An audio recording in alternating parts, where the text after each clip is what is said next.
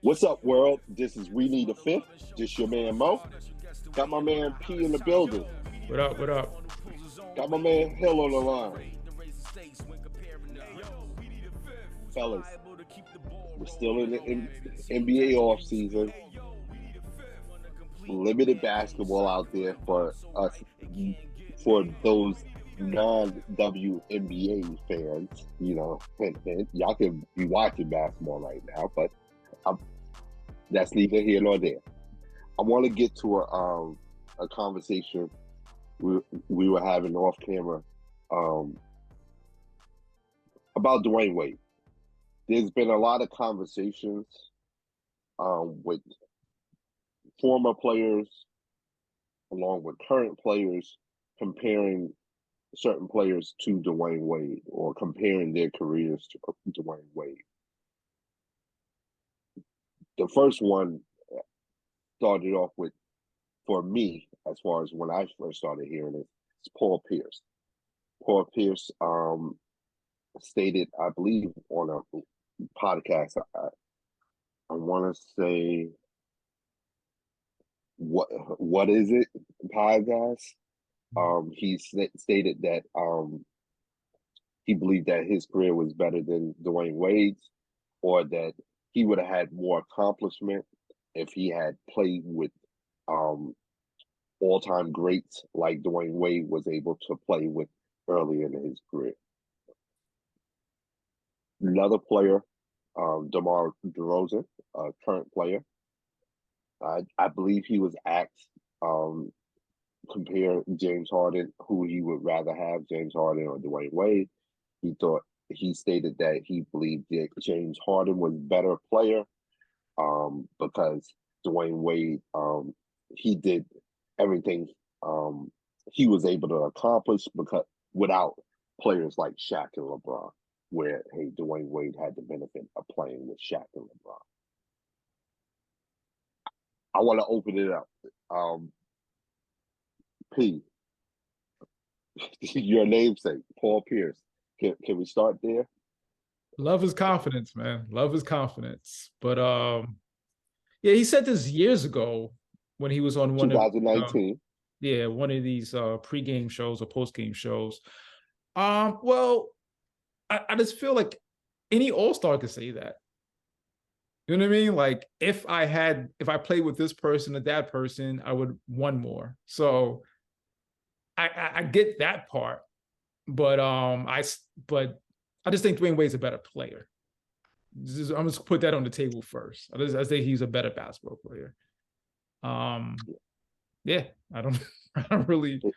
That's it. Hill? I like to start these arguments with I'm a 20-point guy. So if you really want to be throwing, rocks at the thrones, I think you have to get to that level first, even if it's a discussion of you being compared with someone who I think universally everyone thinks is better. But once you haven't achieved that plateau in your career of reaching 20 points per game, I thought that stopped it for me for Paul. I've never been the greatest Paul Pierce. I think the best chance to catch me with Paul Pierce was probably at Kansas. I mean, when his game was developing, and he was like a bigger body inside who showed me like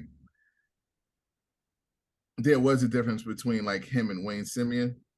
Then I said, okay, you know what I mean? Like, but as a Paul Pierce, we're talking what 19 seasons, maybe 2,000 points more than Dwayne Wade, and Dwayne Wade had to share, a lot later in his career with some of the injury and some of the bulk of his scoring to maybe the second, third, fourth greatest player to play basketball.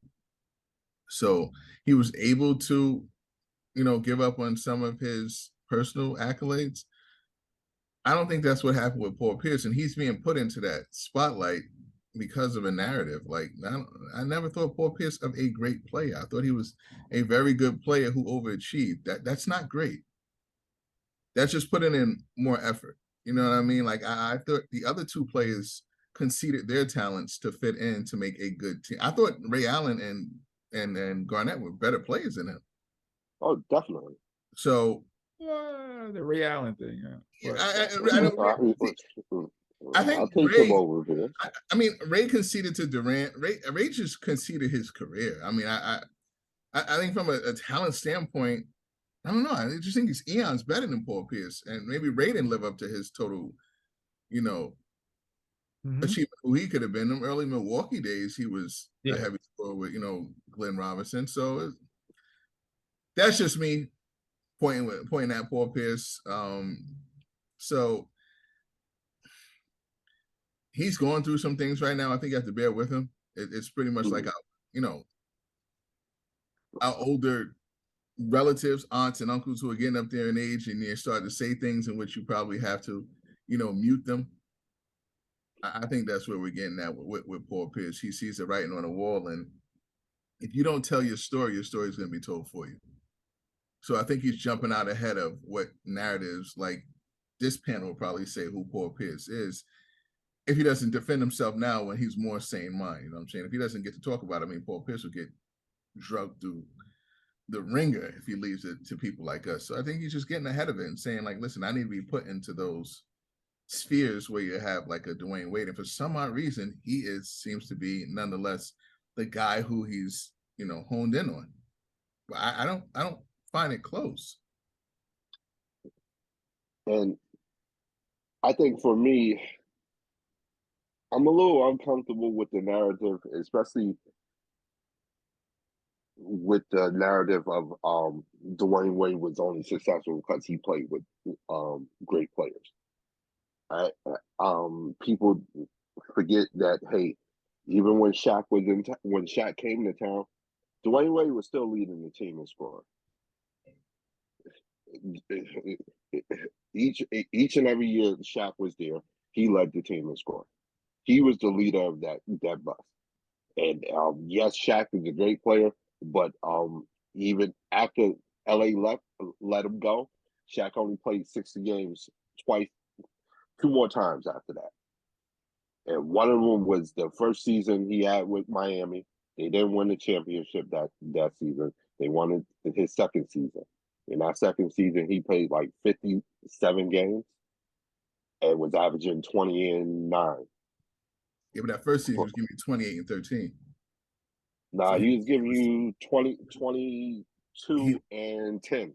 I'm talking about the playoffs. He was 28 and 13. So he was still that reason why, you know what I'm saying, Dwayne Wade was still to go crazy out there on. But that first season he was in Miami, they didn't win. But I feel that's part of being great, though, playing with other great players. You know what I mean? Mm-hmm. I don't like to take away because you play, because then what is Magic and Kareem? You know what I mean? Like they both play with, so what is one of them was supposed to leave and say, oh, I want to do it on my own? That would be dumb. So I feel like, of course, Wade had talent around him. Every champion has a talent around him. Like, you know what I mean? Mm-hmm. Paul Pierce had, like you alluded to earlier, had KG and Ray Allen for your only championship. Early in his career, he had Antoine Walker. But before people say, oh, Antoine Walker, he was a 20-point gamer. I'm not so sure that Paul Pierce was better than Antoine Walker at that time. Okay. You understand what I'm saying? Like, absolutely. So Paul Pierce, to say, you had talent. You know what I mean? I'm not saying Antoine Walker was this unbelievable great player, but it wasn't like you was dealing with nothing. Now, once Antoine Walker left, then it was kind of tough out there. But Paul Pierce is a good player, bro. He's a good player. But you take away before what is that, 2008? Mm-hmm. Top 20, top 25 player in the league. Like, you know what I mean? Like Wade at his peak, I would say at worst was a top 3 player in the NBA. I mean, with that being said, he's the third best, maybe 2 guard to ever do it, though, right? Oh, I don't even think it's I could take the maybe off of it. That's what I'm saying.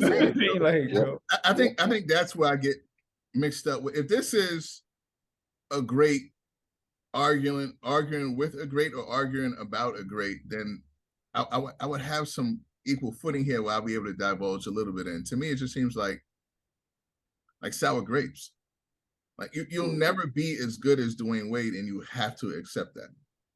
Yeah. So I don't know what Paul Pierce would have done with Shaquille O'Neal. Like you said, I just think that greatness sees greatness, and they played with greatness. I don't know if Kobe and Paul Pierce gives you a championship, because I don't think Paul Pierce is great. Yeah. And you could I make think great players figure it out. you could make the argument, like, I think we agree Wade was however where Shaq was at the time in Miami, we think Wade was the best player on the team. Boston, I'm not so sure. The poor, you know what I mean? Like, I think most people would say KG was the best player on that. Like, you know what I mean? So Easily. You're saying if you had help when some people look at you like you were the help. You know? Yeah, I think that's the Fact. identity crisis a lot of stars, quote unquote superstars, don't understand. Like, Bradley Beal, your help.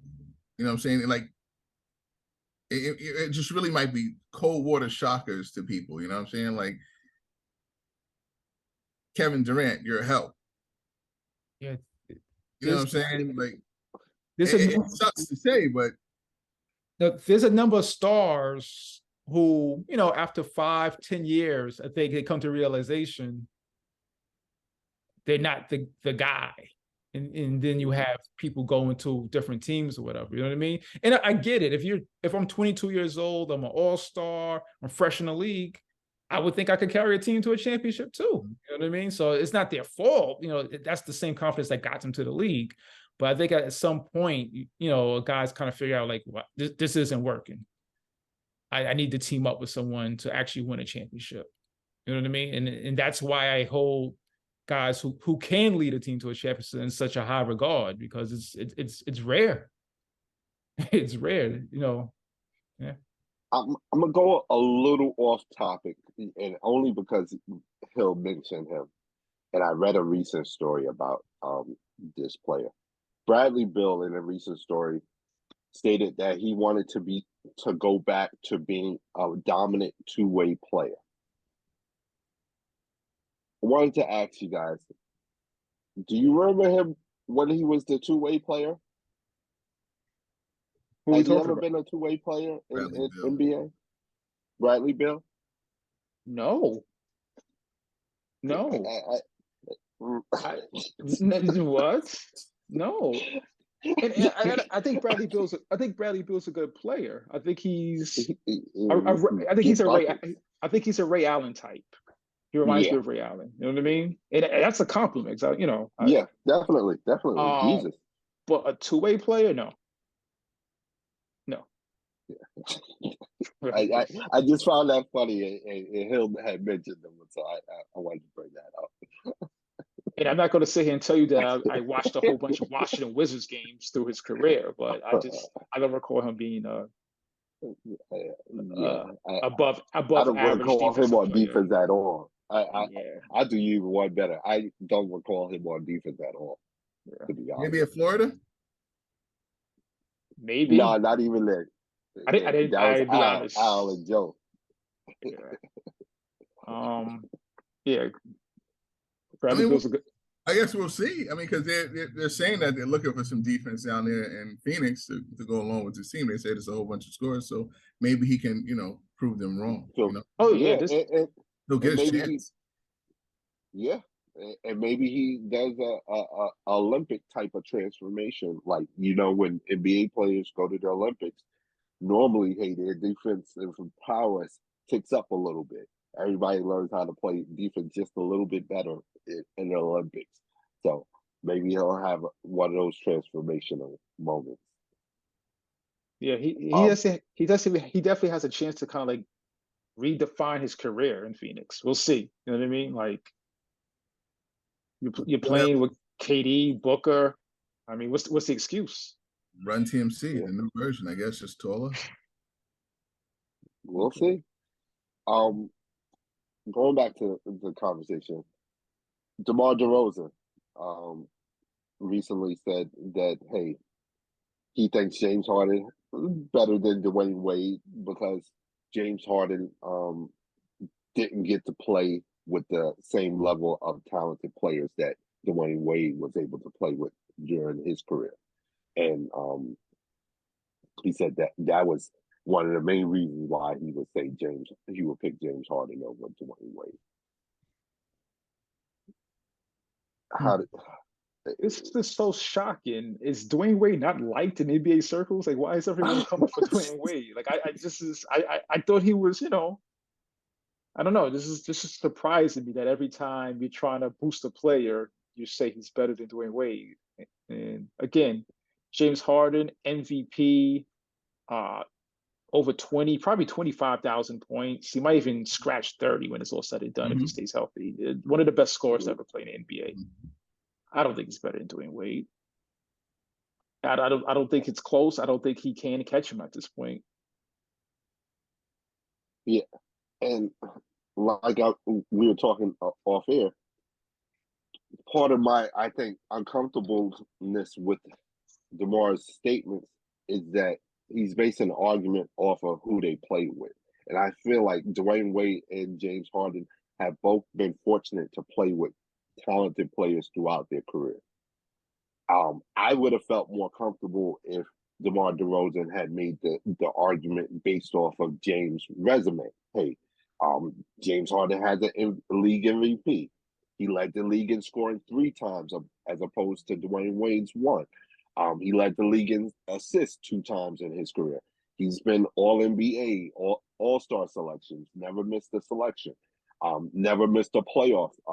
His team has never not made the playoffs during the scope of his entire career. Those arguments, I feel like, are better to argue your case against, for James Harden being better than Dwayne Wade. And even with that considered, I'm with you, P. I personally would take Dwayne Wade over James Harden. I just think, to borrow a phrase from Jerry West, I think Dwayne Wade is just that wolf. You know what I mean? And hey, and he just has that it factor that the great players have that pushes them over the hump, allows them to figure it out. For whatever reason, James Harden hasn't reached that level yet. He still has some. What are we doing yet? He's like, hey, he still has some career left. He has like 13, 14 years in. At this 13. point, he is what he is at this point. You know what I mean? We're not talking about a guy 5. We're not talking about Luka or somebody like he's 5 years in. 14. Yeah, this is James Harden is what he is. Whatever you think of him, that's what you're going to think. I think that's why I said I don't think he's going to catch Wade.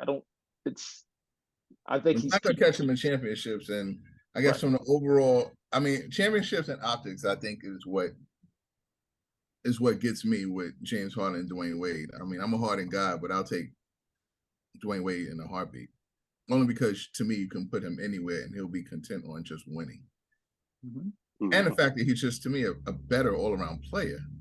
Right. That's where the optics come in. You know what I'm saying? Like, James Harden is, to me, a prototypical team-leading point guard, meaning that he needs the ball at all times, like in that Allen Iverson type mode.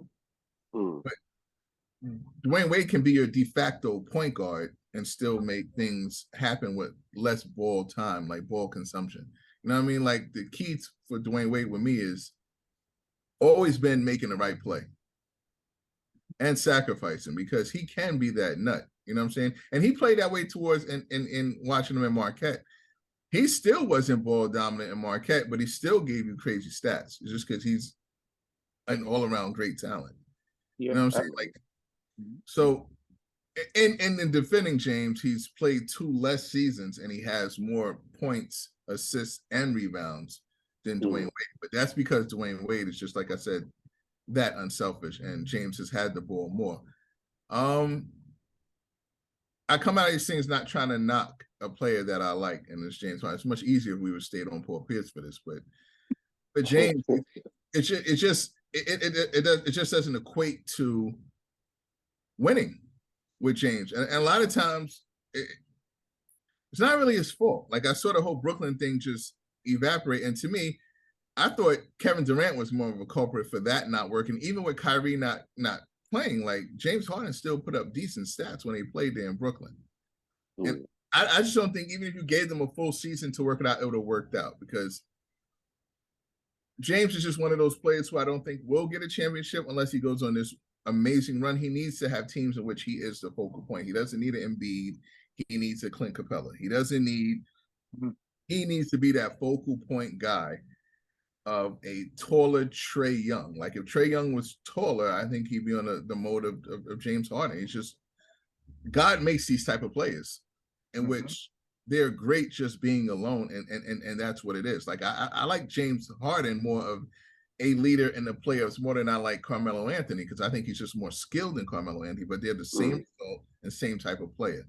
You know, Carmelo needs a team that's focused around him, which means you're not going to win a championship. They're not as good as they think they are.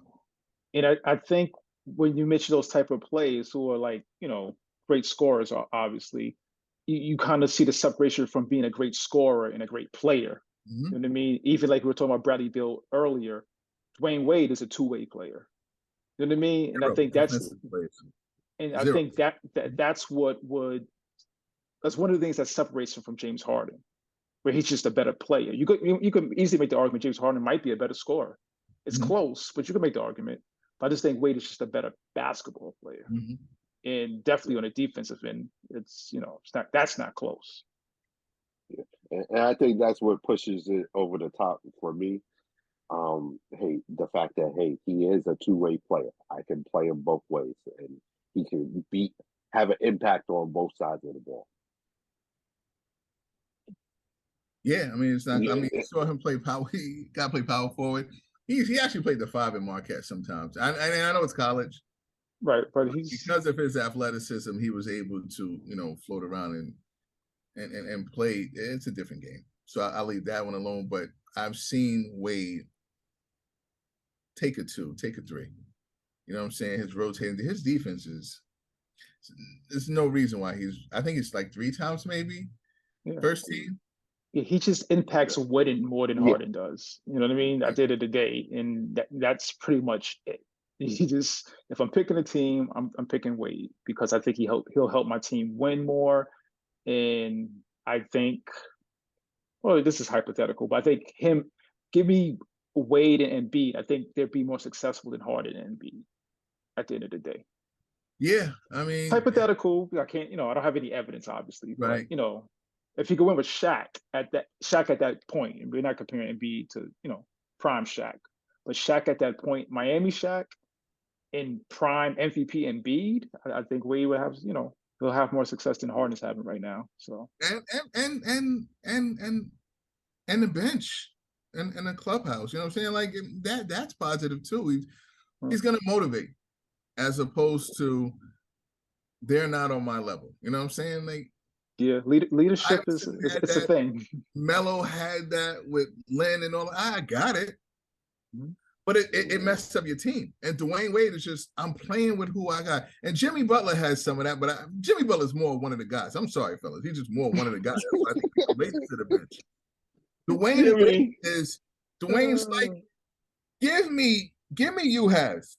You know what I'm saying? Give me Atkins. Give me these players, and I'm gonna win with them. And but I have talent. I'm saying that's the difference between Wade and we'll get into that whole other thing. Hopefully we don't have to get into the Dwayne Wade comparisons with Jimmy Butler. Both played in Chicago. You said it best, brother. Both were in Chicago.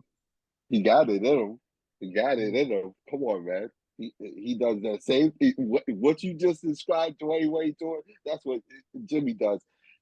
Sans a chip. That's the only difference. Well, that's a big difference. That's a big difference. The chip. No, it's a huge difference. That's a big difference. Dwayne Wade is probably all right. You get Dwayne Wade's the second best. Dwayne Wade's the first best 2 guard on Miami. Second best 2 guard on Chicago, probably, right? Yeah. And second best, and maybe first, maybe the best 2 guard on what you call him? Next to Ron Harper on Cleveland? Oh, that Cleveland years, I guess. I mean, he's the third best. He's the third best shooting guard. Like 15, I think 11 or 15 points in Cleveland. He's the third best shooting guard of all time, though. With me joking of all time. Right. So that's yeah. Sorry, Clyde.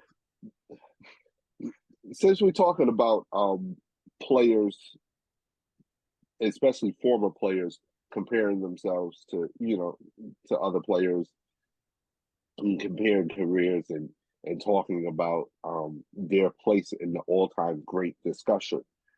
I wanted to ask you guys, what should be the line of demarcation for the greatness discussion?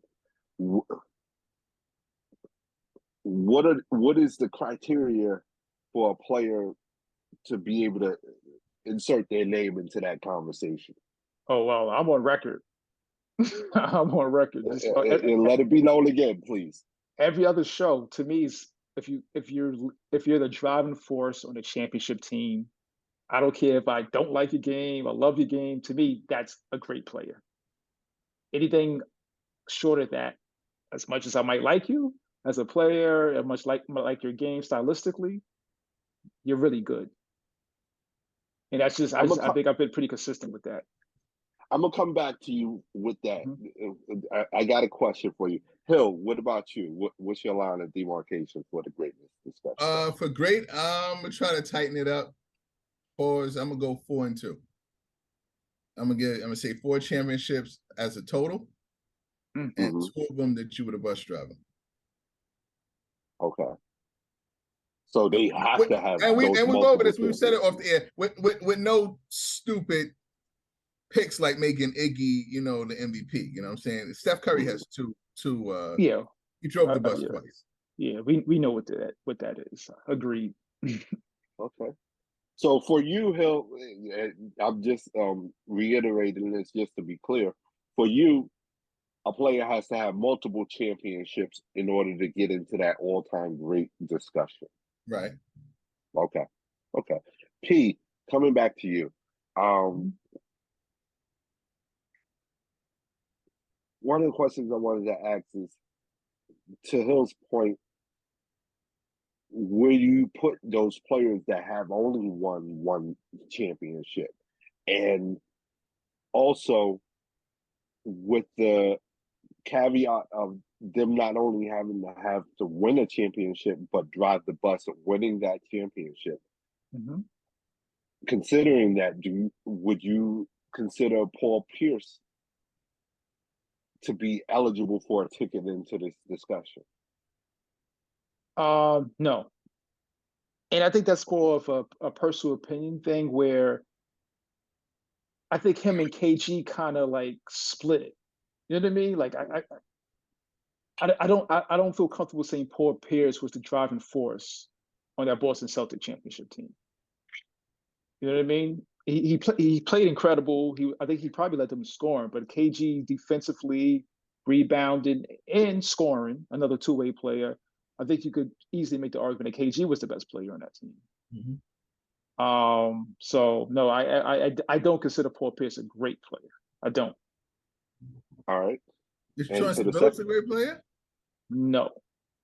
And that's a difficult one. That's to use your word, an outlier. Them, and I think it's like the 79 Seattle Supersonics, who's like Dennis Johnson, a great player? Yeah, no. God rest his soul. Who? So Dennis Johnson. No one on that Detroit Pistons team, to me, is a great player. Like, because I don't think no one on that team averaged like over 20. It's certain things you got to get. You know what I mean? Like, it just. And it's sort of, although KG and Paul Pierce are better than anybody on that Pistons team, in my opinion, it's similar where I couldn't tell you who the best player on that Pistons team was. You know what I mean? You could go Billups, you could go Rip, you could go Rasheed, who are all good players. I don't want to just seem like I'm just, they won a championship, so obviously they're good players, but I don't consider any of them as being great. I'm sorry, Detroit Pistons, that's just like an outlier team. Hill, I want to ask you, since you have the bar set at multiple championships, where do those where do those outliers lay for you? Like, hey, the Dirk Nowitzkis, the Giannis Antetokounmpos, the Jerry West of the world, or the Oscar Robertsons of the world, who have only won those one championships. Jerry West in particular, where I think he went 1-6 in his pursuit of a championship. Mm-hmm. Where do you put those players as far as, hey, their eligibility to be included into that greatness, all-time great discussion? Very good, very unlucky, and very lucky. For But one, not great. no, not great, not great. Because for Giannis, I'll take Giannis's run. I guess with every championship, there's some speck of luck that plays into it. I can't take nothing out of his finals run versus Phoenix. I believe Phoenix was up 2-0. Correct. Yeah. And he willed that back. I think, to me, it was the road Giannis took to get to the finals, which there was some steps in which, I thought he got tremendously lucky. And he played even with his stats showed, you know what I mean? So there's always an eerie feeling to me that I think there's a great chance he won't get back. So that's where the luck plays into part with me. Like he might be just unlucky not to ever go back again and lucky to win that championship. So until I see something different, that is the mode I am with those, even with Jerry West. I mean, Jerry West is 1-7. So luck. If you're doing luck, hold on. I'm gonna ask you about Jerry West in particular because basketball heads, y'all know that's the logo. Mm-hmm. Also, I believe he's the only player to have won a Finals MVP on a losing squad, if I'm not mistaken. Okay. Yeah. So considering that, do you maybe put an asterisk by him? Maybe he is allowed into the greatness conversation? No, I mean, it's probably a precedent that should just never have been set. I mean, he scored a lot and he lost, though. They shouldn't have gave it to him. I get it. I thought it was cool when I was younger, but no, I mean, that was a precedent they thought bringing back during the 2015 run? Yeah, LeBron. Yeah. LeBron, he lost. Mm-hmm. You know what I'm saying? So he did it 6 more times after that. Well, 5 more times after that. So no, that doesn't put, I mean, Jerry West is an all-time favorite of mine, but great, no. I'm just squeezed. I think because tough road right here. If you're gonna have everyone in the Hall of Fame, someone has to squeeze great in there. You know what I mean? And it's just like we're just so used to Jerry West and what he's did and the stats that he put up. Like I give you, he's a great talent, but a lot of people are great talents.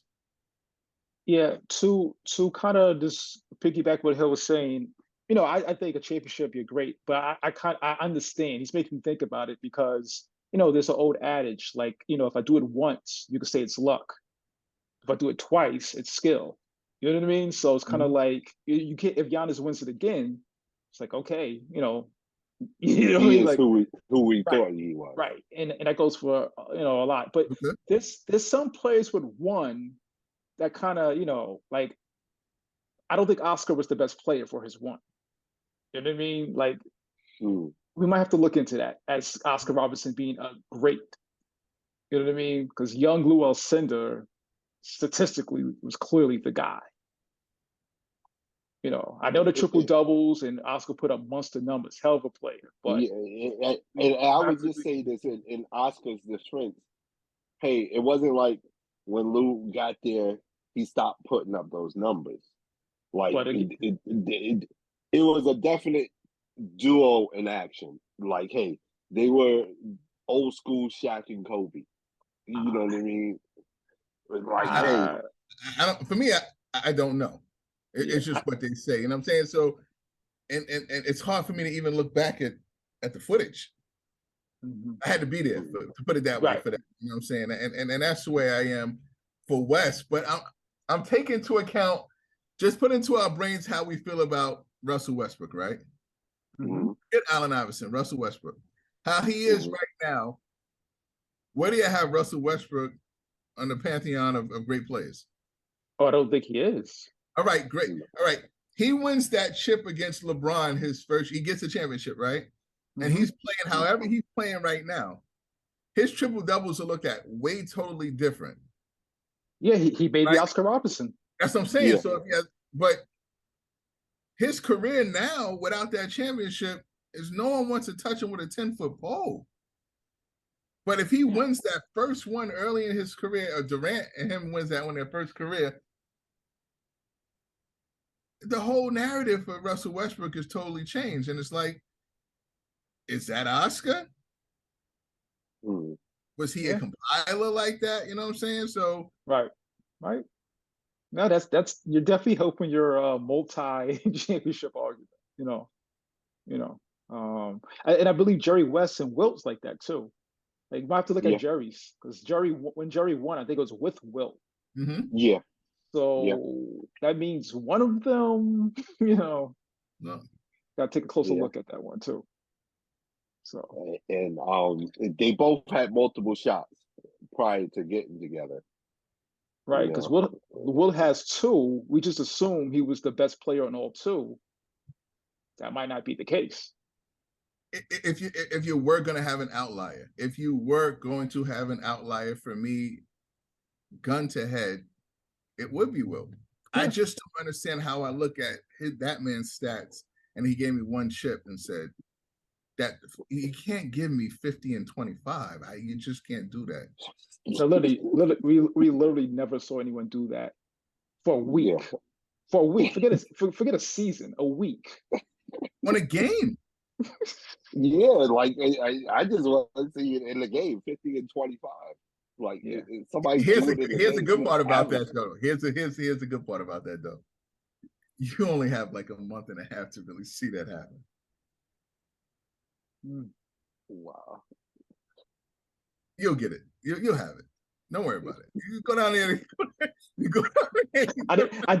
It took me about 2.3 seconds to figure out we're going to San Antonio. You go down there to the Riverwalk. That's gonna change your mind about. I never really saw Wilt and what he could have been. You'll see it. You'll see it then. You want to know what 50 and 25 look like?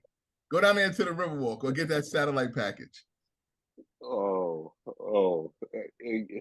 I mean, a couple of shows ago, you were trying to tamp down expectations, and now you got him 50 and 25. Wow. And here's the problem. Either way, he'll give me the Wilt component, in which I know he's great, or he'll give me the 4 and 2 and get that out the way a little early. Please address Hill in the comments section. Wow, please. 4 and 2. And listen, if he's giving you 4, he's not 4 and 2. Put it that way. If he's giving you 4, he's 4. Our stock in San Antonio should be going straight up. Thank you, Hill. They love you in San Antonio right now. They hope that's happening. Hey guys, hit us up on social media. Let us know what you guys think. What's the criteria for the all-time great discussion? What does it take for basketball players to get into that all-time great discussion? Hit us up on Facebook, Instagram, TikTok.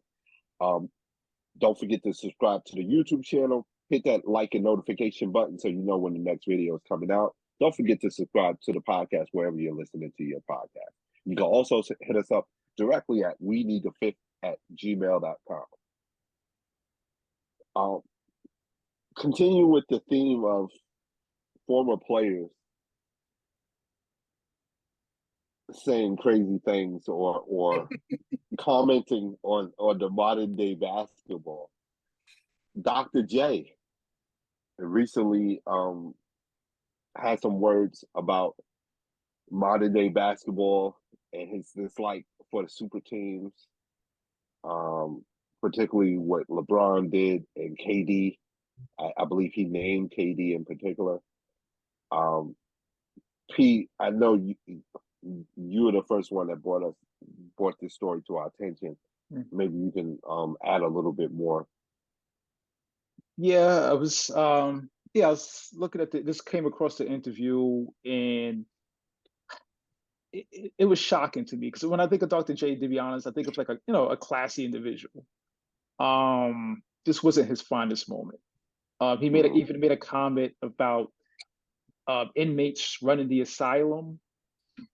You just have to be careful with that connotation because you're talking about young Black millionaires and you're calling them inmates. This And, this this this this is and to your point, Pete, I think that's part of what I found so disturbing in a sense that, especially with players in his generation who have come out and spoken against super teams, it's like, what league have you guys been playing in?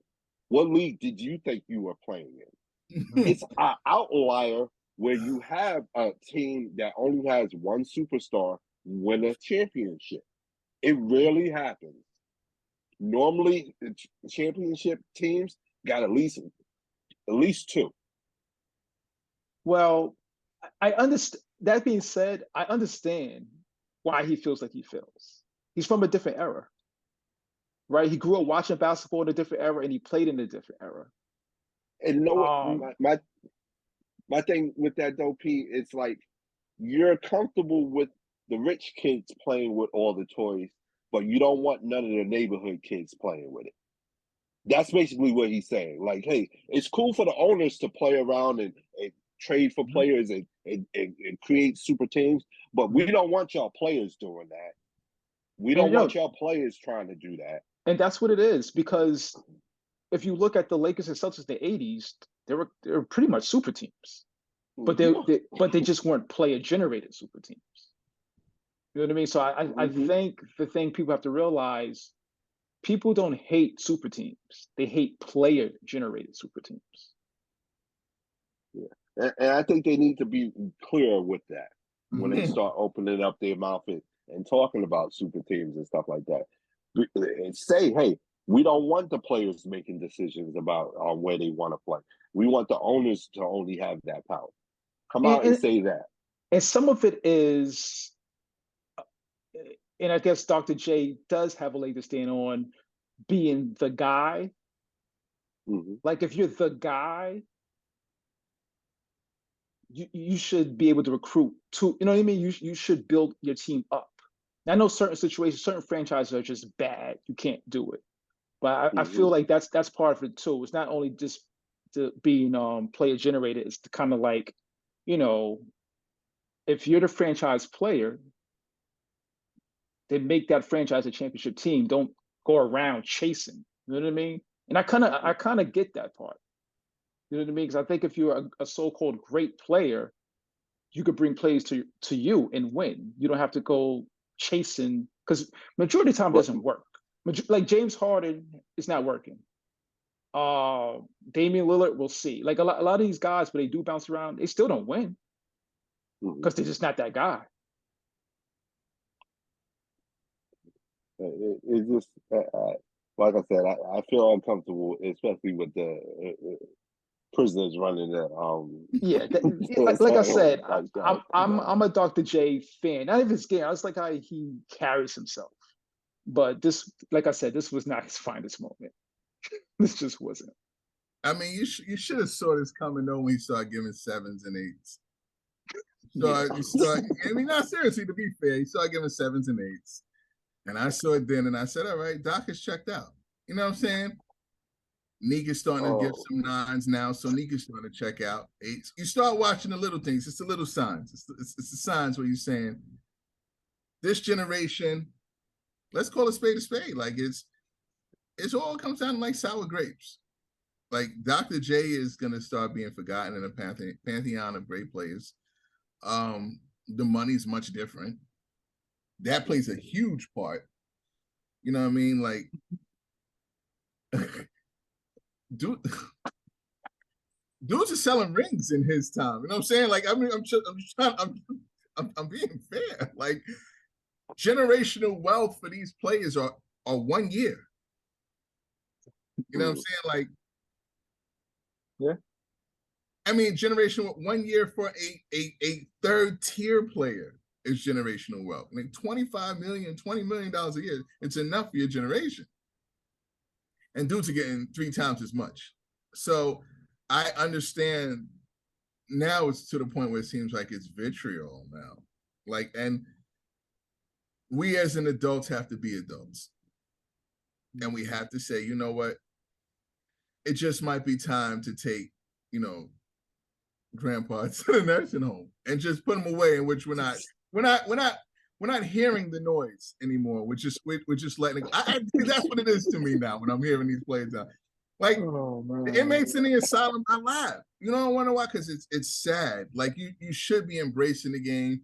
These players are taking more control over their situation. The autonomy I'm happy of. I don't like the moves people are going. It's not that they're making super teams, because I'm not even scared of super teams anymore like people were before. They just don't work if people are just ain't good enough as they feel. So I think it'll work itself out if you have a good team. So don't worry about that, about how people are teaming up. It doesn't matter.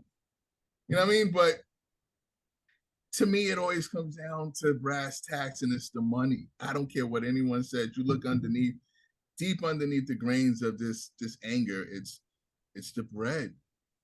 And they can call it what it is, but it's just sad to see. You know what I mean? I think these young guys, I think starting with LeBron and Chris Paul and how they took over their situations, have enough power to change the player association to where revenue sharing, to where they got these contracts to. I mean, Jordan was fighting Jerry Krause for $1.9 million. Yeah. These guys did a great job with this and building up this league to what it is and what it can be. And then NBA is about to sign another contract in like next year or 2 years?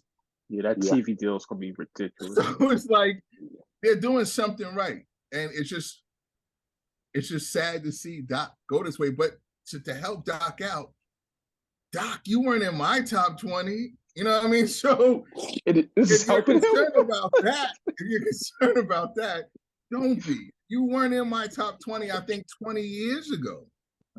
I don't think Doc wants that help. So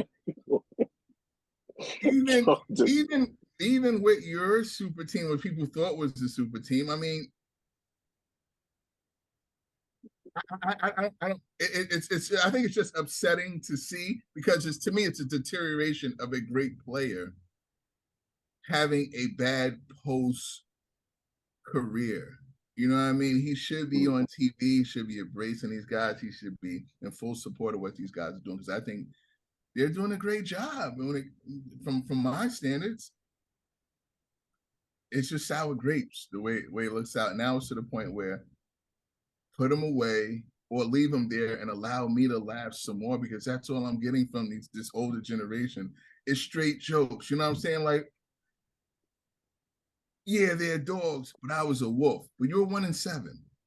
You know what I'm saying? Like, so there has to be something to, like, granted, you did eat these players, you ate these players, but what was the end result? You were 1-7.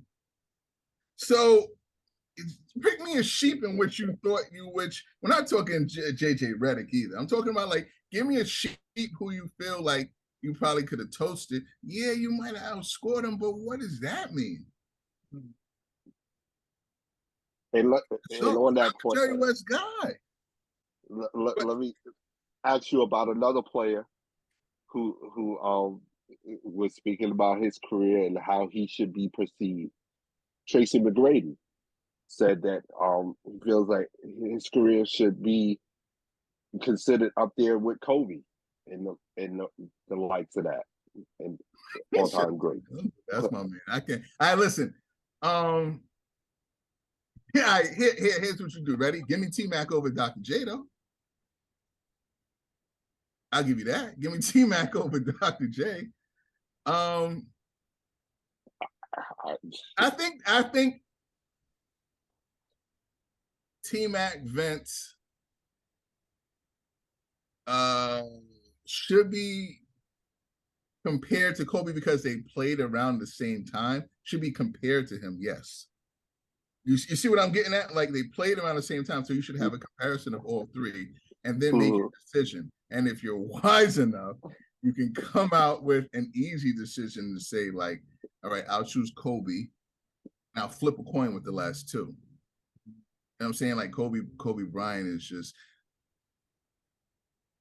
he's And the and second and here, greatest guard to do this. You know what I'm saying? He's to me, he's top 3 in the game. I have him as top 2. and here, Tracy to your McGrady. point, And but to your point, I agree with you, Kobe. But I don't think it's a coin flip between Vince and Tracy. And the reason why I say that is just because of all the injury history Tracy had to deal with. He just wasn't available enough for us to be able to say, "Oh, you definitely better than the other two that we're bringing into this discussion." And especially when you consider he never got out of the first round. You know, certain things just he was never able to accomplish. A lot of it due to injury and his lack of availability. But to P's point and what he always say, hey, that availability is a thing. It's part of the equation. And Yeah, for whatever reason, Tracy McGrady wasn't available for a lot of his career, especially during those prime years that he was rocking and rolling. yeah. There's a lot to unpack here. I think I think T-Mac was nice. Let's start with that. T-Mac was nice. This is Mm-hmm. a point where you could make the argument T-Mac off the eye test might have been better than Dr. J. But Dr. J had a better career. It's not close. You know what I mean? Like as right. if you're ranking careers, it's not close. Oh, definitely. To me.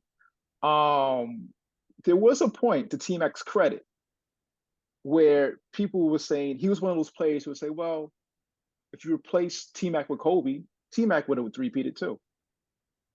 Mm-hmm. But later on in their career, as it went along, I feel like Kobe proved everyone wrong. No, we're not the same. Mm-hmm. Now, it could have been due to injury on T-Mac's part, possibly. But again, going with the Dr. J thing, we're just looking at their career. Kobe has 5 championships. T-Mac has never gotten out the first round. This shouldn't be close. You know what I mean? This shouldn't be close. Yeah. Just if you look at the numbers, I think T-Mac might have averaged 19, 20 a game. Kobe averaged 25. Kobe has 30,000 points. T-Mac might have 20,000. Maybe not. So yeah, That's not even a sniff. But yeah. I mean, I give him better than Vince. He played 6 less seasons, and almost every statistic, he's better than Vince. And this is the kind of like the same thing. I thought T-Mac was better than Vince in Toronto when he wasn't even getting as many minutes. I just off the eye test, I just thought he was better than him. Again, I think Vince had the better career. If we're doing all-time rankings, I think Vince has like 20. He's up there. I think he's like top 20, top 25 in points all time. Yeah. Again, yeah. It's probably availability. You know what I mean? Like I'm telling you, I think T-Mac was better than him, but Vince had a better career. 11 seasons, 11 seasons, 9 playoff appearances, 22 seasons, 11 playoff seasons. 11 times. I'm not a Vince guy. I'm not. I think hell to use your phrase that you like to use. He was a compiler. He was a compiler. Vince's first 8 seasons. He was like, you could say maybe Hall of Fame. His first 8 seasons, he played 22. So what was he doing for that last 14? No NBA offer, no first team NBA. 3 for Tracy. Bro, I just wasn't a Vince guy. He was a good dunker. I was never a Vince guy. I just wasn't. Hey guys, let us know what you guys think. What do you think of Dr. J's comments and Tracy McGrady's comments? Jerry West's comments. What do you think about our opinions about those comments? Hit us up on social media. Hit us up on Facebook, Instagram, TikTok. Don't forget to subscribe to the YouTube channel. Hit that like and notification button so you know when the next video is coming out. Don't forget to subscribe wherever you're listening to your podcast. And you can hit us up directly at WeNeedTheFifth@gmail.com. Fellas, what's on the radar? Oh, This has a chance to be one of those ones, man. One of those classic matches. Spence versus Crawford tonight. Okay, okay. Finally, Yeah, this is it. Like, if you're a boxing fan, finally, I don't. finally, It's just. Are you not entertained? You know what I finally. mean? Nah, I mean this is like really. It's used a lot in sports, but this is really like a legacy fight. Hmm. Like, whoever wins this will be the undisputed welterweight champion and undefeated. Mayweather, don't come back. Leave it alone. Leave it alone. Don't come back. But yeah, so that's on my radar. Spence versus Crawford tonight. Hill, what's on the radar, man? Probably seeing, I guess the deterioration of our like historically good players, just I guess making fools of themselves in all genres. I guess in following the footsteps of Dr. J, MC Shan made some comments towards Nasir Jones in regards to, I guess, for him not showing up for 50 celebration, and it's just a whole thing of he doesn't want to do business with him anymore, forget about him, and I guess he forgot who MC Shan was, and I'm stuck myself in that way as opposed to, I guess, Shan has Nas feeling. But it's a bad way to go out. It just seems like we should be embracing new talent and new creativity. Like, just a beat up job is just wild, man.